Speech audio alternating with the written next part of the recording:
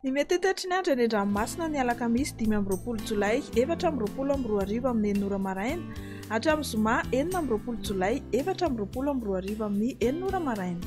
Tsy misy ny filazana fampitandremana mahakasika ny alondrano sy ny hamafin'ny rivotra, entanina hatrany kosa ny mpampiasa ranomasina mba ho mailo mandrakariva.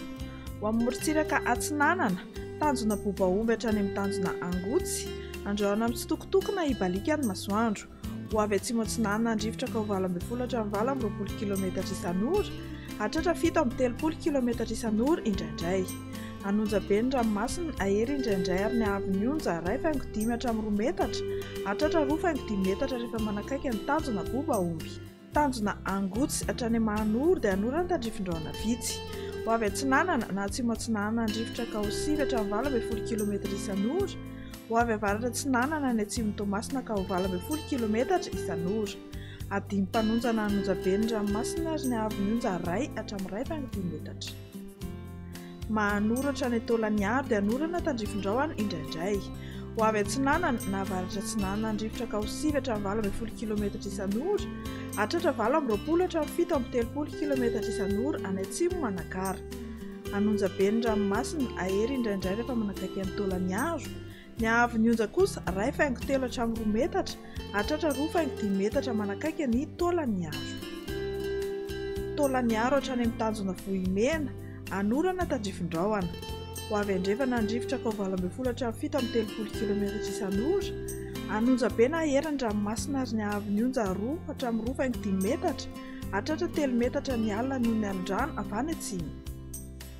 Ho amin'ny morontsiraka Andrefana, tanjona Vohimena hatrany amin'ny tanjona Akabo, hanorana tandrifin-drahona.